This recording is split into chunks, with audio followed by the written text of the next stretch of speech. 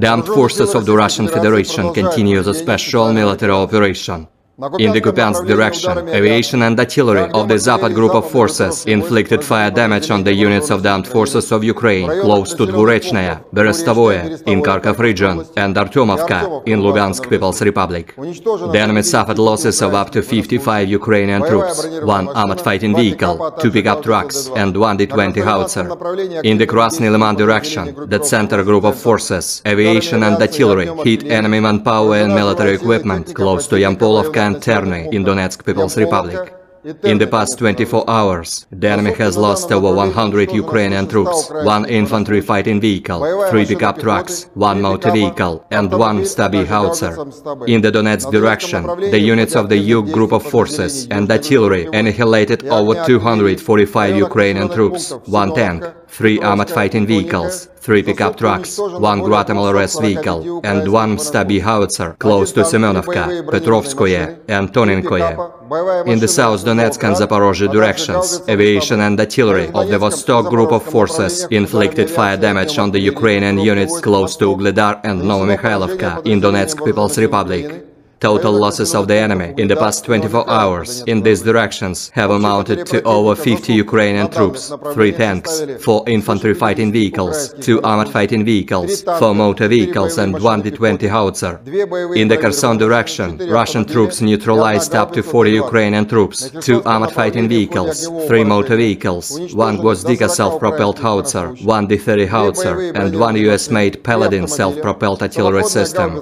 Operational, tactical and army aviation, missile troops and artillery of the Russian group of forces have engaged 82 artillery units at their firing positions, manpower and military equipment in 112 areas in the past 24 hours. Fighter aircraft of the Russian aerospace forces intercepted 1 Mi-8 helicopter of the Ukrainian Air Force close to Kolesnikovka in Kharkov region. Air defense systems have engaged 5 HIMARS projectiles and 1 HARM anti-radiation missile during the day. Moreover, 7 Ukrainian unmanned aerial vehicles were shot down close to Kremenная, Rubezhnoye, Ploshchanka, Karamzinovka in Lugansk People's Republic and Kirillovka in Donetsk People's Republic.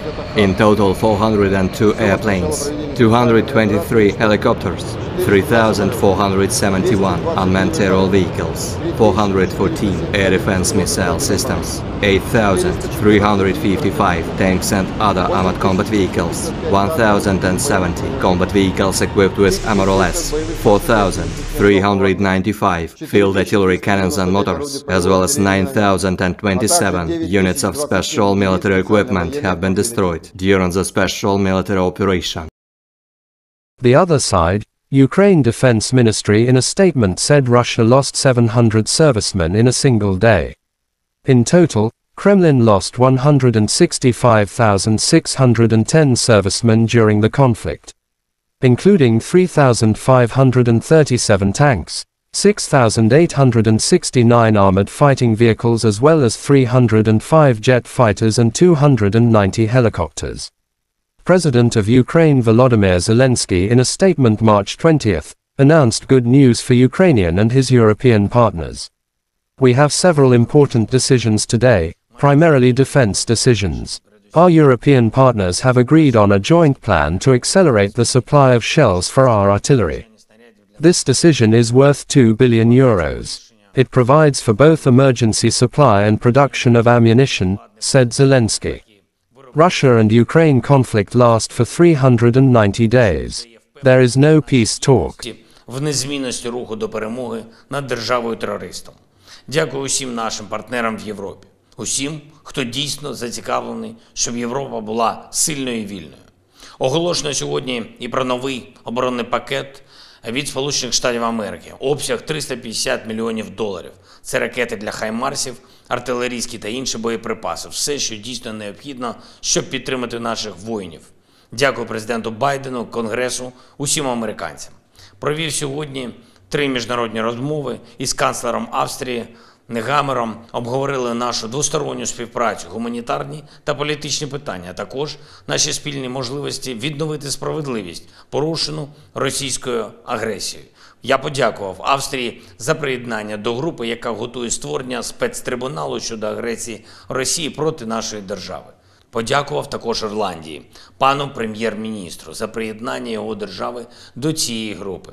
Коло партнерів, які готові працювати разом, щоб покарати Росію за агресію, неминуче розширюється і робить перспективу покарання все більш реалістичною. Недостатньо притягти до відповідальності тих, хто винен у злочинах, породжених агресією. Потрібне також покарання цілком справедливе і законне за сам первісний злочин, який породив усі інші злочини цієї війни. Саме це забезпечить спеціальний трибунал. Щодня ми наближаємо його створення. До речі, сьогодні це питання, а також наша спільна робота з Міжнародним кримінальним судом обговорювалась в Лондоні під час конференції міністрів юстиції Європи. Я звернувся до учасників конференції та закликав їх підтримати. Terima kasih sudah nonton. Jangan lupa like, subscribe, dan share ya.